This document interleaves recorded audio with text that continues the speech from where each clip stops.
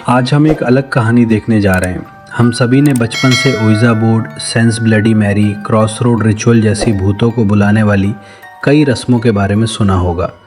उसी तरह 2010 से 11 के दौरान एलिवेटर गेम या एलिवेटर रिचुअल कोरिया और जापान के इंटरनेट पर एक सनसनी बन गया था। ये भयानक खेल हमें आत्माओं की दुनिया में ले जाता है और हमें एक ऐसा भयानक नया आयाम दिखाता है जिसके बारे में हम नहीं जानते। ऐसा इस खेल को खेलने वाले कई लोगों ने वहाँ की सोशल वेबसाइट्स पर बताया है। लेकिन असल में 2013 में लॉस एंजलिस के सेसिल होटल में अनीता शर्मा नाम की कनाडा की एक 21 वर्षीय लड़की की मौत के साथ ये गेम और भी लोकप्रिय हो गया। जब अनीता के माता पिता ने FBI से शिकायत की कि उनकी बेटी गायब हो गई है, तो जांच कर रहे अधिकारियों ने पाया कि उसने वास्तव में उस होटल से चेकआउट नहीं किया था। ये जानकर होटल के CCTV फुटेज की जांच करने के बाद FBI अधिकारी CCTV फुटेज में वो वीडियो देखकर दंग रह गए जिसमें अनीता आखिरी बार लिफ्ट के पास कुछ देखकर डर रही थी। तुरंत वो वीडियो इंटरनेट पर एक सनसनी बन गया। उसके कुछ दिनों बाद जब होटल के कमरों के नलों में पानी का दबाव कम हो गया, तो पानी की टंकियों की जांच करने गए कर्मचारियों को उसमें अनीता का सूजा हुआ और सड़ा हुआ शव मिला। आज तक कोई भी उसकी मौत का सही कारण नहीं ढूंढ पाया है, इसलिए सभी ने मान लिया कि अनीता की मौत का कारण उसका आखिरी बार एलिवेटर गेम खेलना ही था। चूँकि कई सब्सक्राइबर्स काफ़ी समय से मुझसे पूछ रहे थे, इसलिए मैंने इस एलिवेटर गेम पर रिसर्च की और रेडिट पर कुछ लोगों द्वारा शेयर किए गए व्यक्तिगत अनुभवों के आधार पर मैं यह कहानी बता रहा हूँ। उनसे संबंधित लिंक मैंने इस वीडियो के डिस्क्रिप्शन में दिए हैं। अब कहानी शुरू करते हैं। मेरा नाम अजय है। मैं विजयवाड़ा के केनरा बैंक में एक अकाउंटेंट के रूप में काम करता हूँ।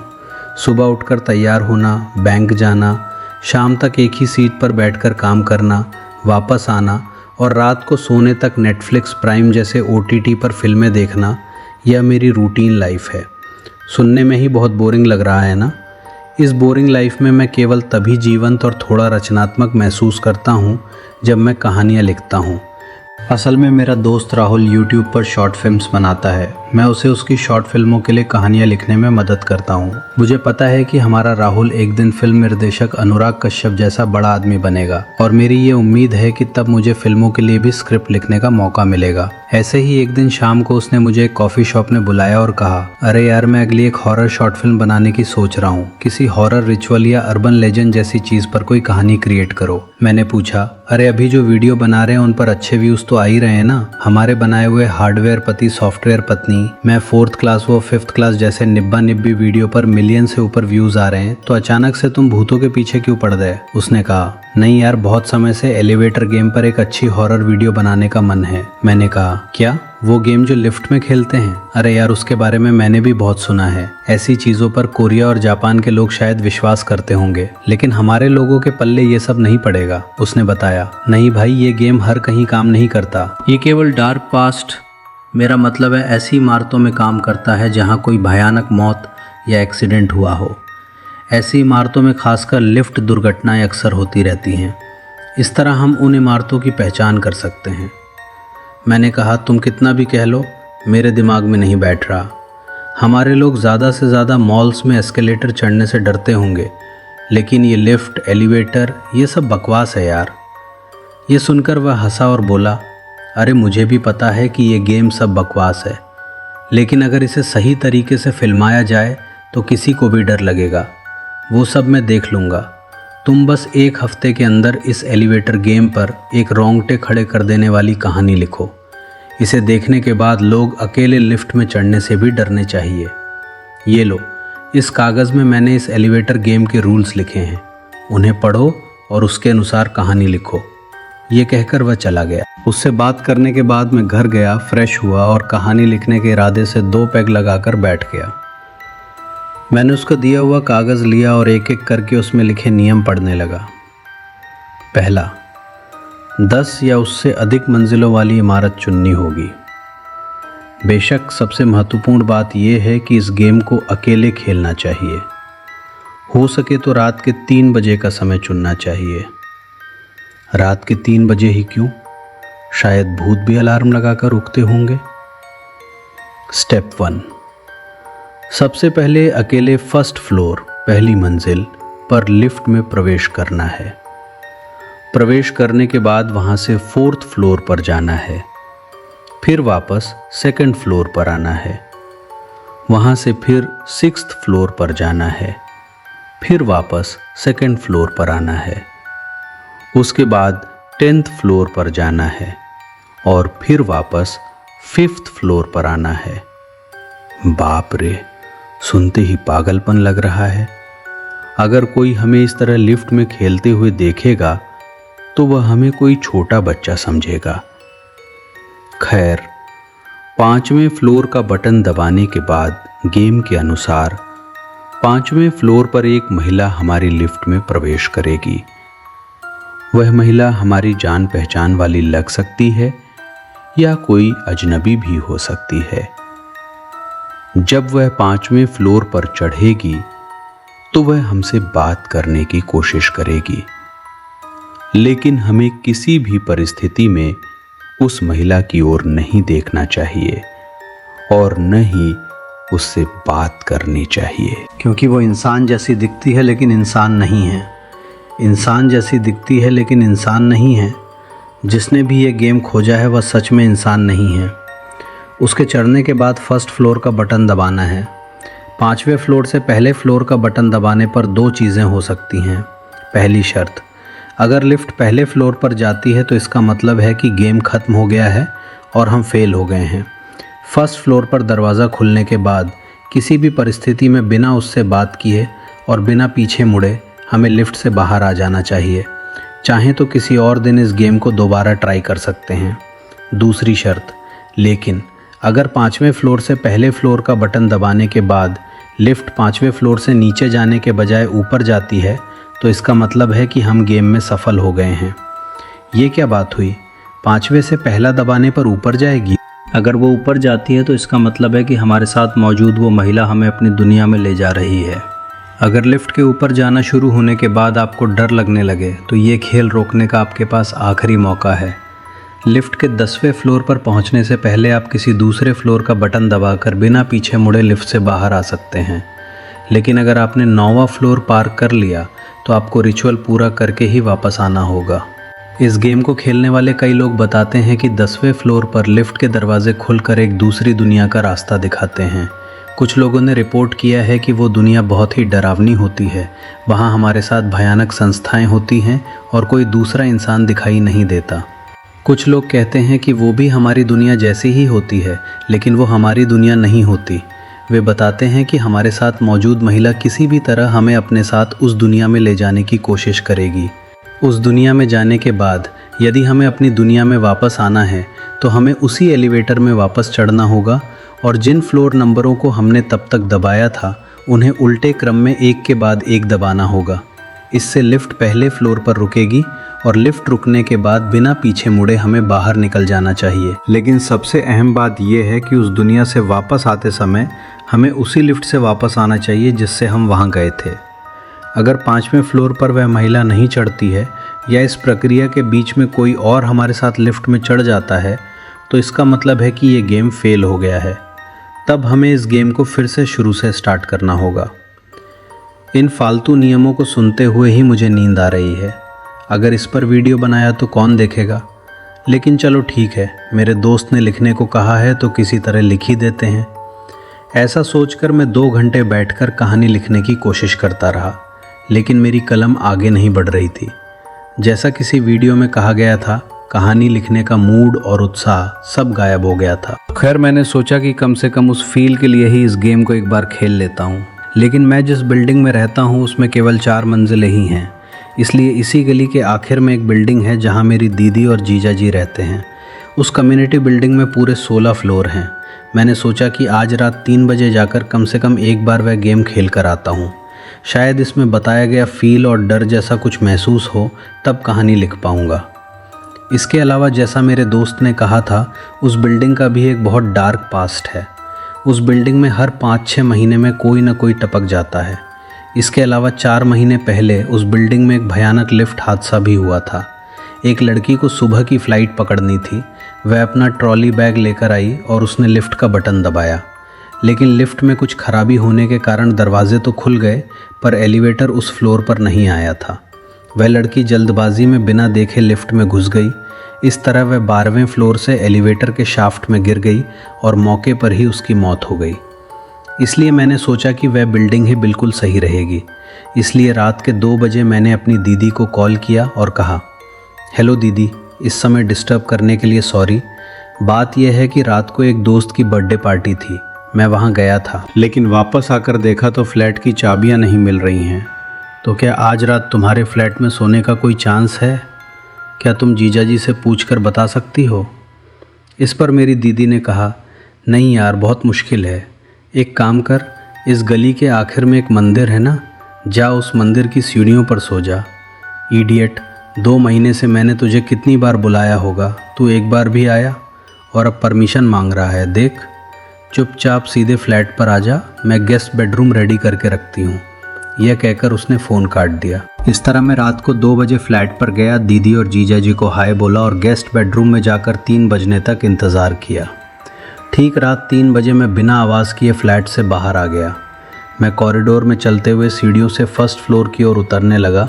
सच कहूँ तो पता नहीं पेंट ना होने की वजह से या यहाँ की लाइटें ठीक से काम ना करने की वजह से इनकी बिल्डिंग की सीढ़ियों से इस तरह रात के 3 बजे नीचे उतरते समय ही मेरी हालत ख़राब हो गई। मैंने सोचा कि मैं अपने दोस्त से कहूँगा कि एलिवेटर गेम की बजाय स्टेप्स गेम या ऐसा ही कोई और टॉपिक चुन ले। आखिरकार मैं फर्स्ट फ्लोर पर एलिवेटर में घुस गया। गेम में बताए अनुसार मैं फर्स्ट फ्लोर में एंटर हुआ। सबसे पहले मैंने 4th फ्लोर का बटन दबाया। शायद मेंटेनेंस ना होने की वजह से वो लिफ्ट एक शेयर ऑटो की तरह भयंकर प्रसव पीड़ा से गुजरती हुई धीरे धीरे ऊपर जा रही थी। 4th फ्लोर से फिर 2nd फ्लोर पर, उसके बाद 6th फ्लोर पर, फिर दोबारा 2nd फ्लोर पर और इस बार सीधा 10वें फ्लोर पर। हे भगवान, इस बैलगाड़ी जैसी लिफ्ट में 10वें फ्लोर तक पहुंचते पहुंचते मुझे इस गेम पर पूरी तरह से झुंझलाहट आ गई। यहाँ लिफ्ट की दीवारों पर भी लोग संध्या वेट्स जीवन जैसे अमर प्रेमियों की तरह नाम लिखकर भर देते हैं, लिफ्टों को भी नहीं छोड़ते। 10वें फ्लोर पर पहुँचने के बाद आखिरकार मैंने इस गेम के सबसे क्रिटिकल पार्ट 5वें फ्लोर का बटन दबाया।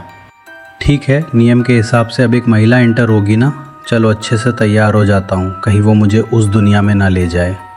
लेकिन जैसा कि उम्मीद थी, कोई नहीं चढ़ा। छी, बिल्कुल बकवास गेम, कम से कम कोई फील तक नहीं है। तभी कोई आया, मुझे पार करता हुआ पीछे जाकर खड़ा हो गया। पूरी लिफ्ट अचानक से ठंडी पड़ गई। उन हाथों और पैरों को देखकर मुझे समझ आ गया कि वो एक लड़की है। लेकिन इस समय कोई भी बिना पल्लों के क्यों चढ़ेगी? कहीं गेम के अनुसार 5th फ्लोर पर लिफ्ट में एंटर होने वाली महिला यही तो नहीं? ये सोचते हुए मैं उसकी ओर देखे बिना बस नीचे की ओर देखता रहा। उसके चढ़े हुए 2 मिनट हो गए थे, फिर भी वो बिना कुछ बोले बिल्कुल शांत थी। मैं और वो महिला उस लिफ्ट में उसी 5th फ्लोर पर ठहरे रहे। असल में गेम के अनुसार अब मुझे 1st फ्लोर का बटन दबाना था, लेकिन मुझे ऐसा करने की हिम्मत नहीं हो रही थी। लेकिन तभी अचानक 1st फ्लोर का बटन दब गया और लिफ्ट धीरे धीरे नीचे आने लगी। मुझे ऐसा लगा जैसे मेरे पीछे खड़ी वो महिला धीरे से हंस रही है। 1st फ्लोर पर दरवाज़ा खुलने के बाद मैंने अपना सिर नीचे ही रखा और एक तरफ खिसक गया। वो मेरे पास से हंसते हुए मुझे पार करके सीधे चली गई। मुझे उसके कदमों की आवाज़ बिल्कुल साफ सुनाई दी। उफ़। उसके पूरी तरह से चले जाने के बाद मैंने हिम्मत जुटाकर अपना सिर ऊपर उठाया। मुझे ठीक से समझ ही नहीं आ रहा था कि असल में क्या हुआ। क्या मेरे साथ 1st फ्लोर तक आई वो महिला वही थी जिसके बारे में एलिवेटर गेम में बताया गया था? लेकिन अगर ऐसा है तो लिफ्ट का बटन तो मुझे दबाना था ना, उसने कैसे दबाया? और 1st फ्लोर से वो लिफ्ट से बाहर कैसे चली गई? मुझे कुछ भी समझ नहीं आ रहा था।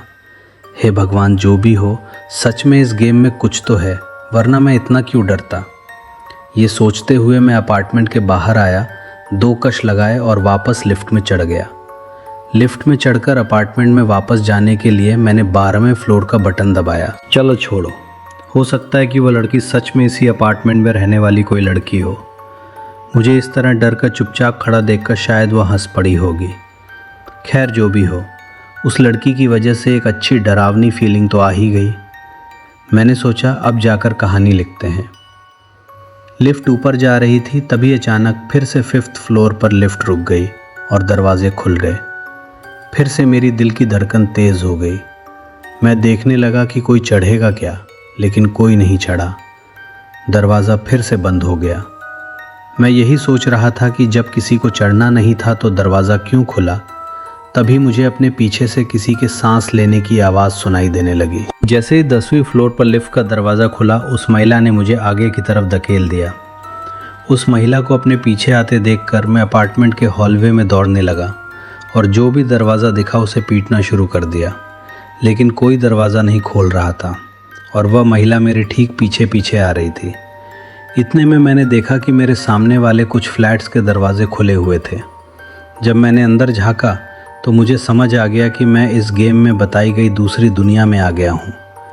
यहाँ से मुझे वापस बाहर निकलने के लिए उसी लिफ्ट में चढ़ना होगा और नंबर्स को रिवर्स क्रम में दबाना होगा। इसके लिए मैं लिफ्ट के पास आया और मैंने बटन दबाया। जैसे तैसे मैं लिफ्ट में चढ़ा और नंबर्स को रिवर्स ऑर्डर में दबाया। आखिरकार लिफ्ट फर्स्ट फ्लोर पर आई और खुल गई। मैं लिफ्ट से बाहर आया और मैंने वह रिचुअल पूरा कर लिया। दोबारा लिफ्ट में चढ़ने की हिम्मत नहीं थी, इसलिए मैं 12वें फ्लोर तक सीढ़ियों से चढ़कर गया। मैंने अपार्टमेंट का दरवाज़ा खोलकर देखा तो अंदर की सारी लाइटें चालू थीं, टीवी भी ऑन था।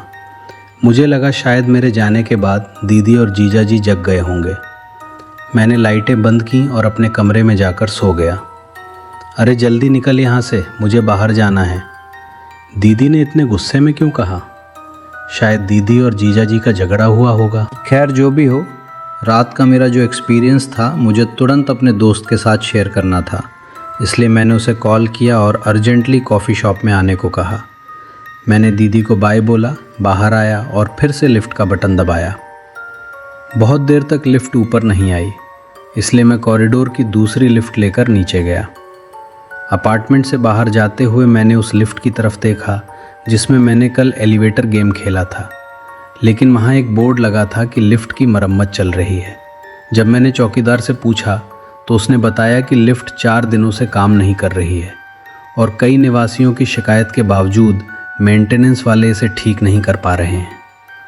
यह सुनकर मुझे कुछ समझ नहीं आया। मैं सड़क पर चलते हुए अपने फ्लैट के पास आया और सीढ़ियाँ चढ़ने लगा। मुझे बार बार इस तरह के मतिभ्रम क्यों हो रहे हैं? मुझे ऐसे आकार क्यों दिखाई दे रहे हैं? मुझे कुछ समझ नहीं आ रहा था। मैं फ़्रेश होकर कॉफ़ी शॉप में आया और अपने दोस्त से मिलकर बोला, अरे राहुल, कल रात मैं कहानी लिखने बैठा था यार। बहुत देर तक बैठने के बाद भी लिखने का मूड नहीं बना, तो मैंने सोचा एक बार वह एलिवेटर गेम खेल कर देखता हूँ।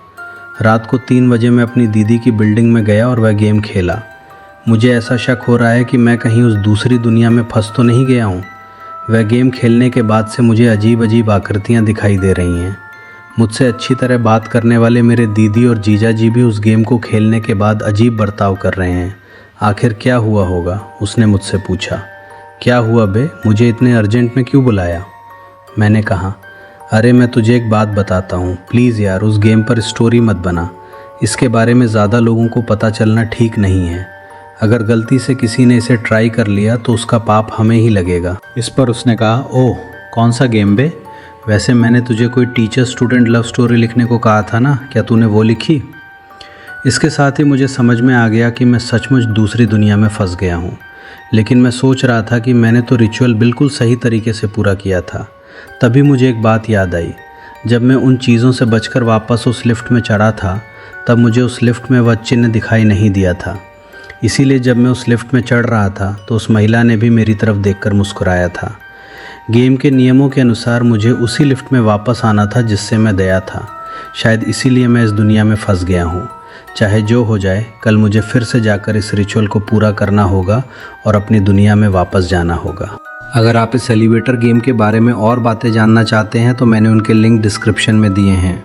साथ ही अगर आप अनीता शर्मा के लापता होने के बारे में और जानना चाहते हैं तो नेटफ्लिक्स पर Crime Scene the Vanishing at the Cecil Hotel documentary देखें। अगर आपको ये कहानी पसंद आई हो तो कमेंट करके बताएं। एक और डरावने सपने के साथ फिर मिलेंगे। इस वीडियो को देखने के लिए धन्यवाद। Thank you.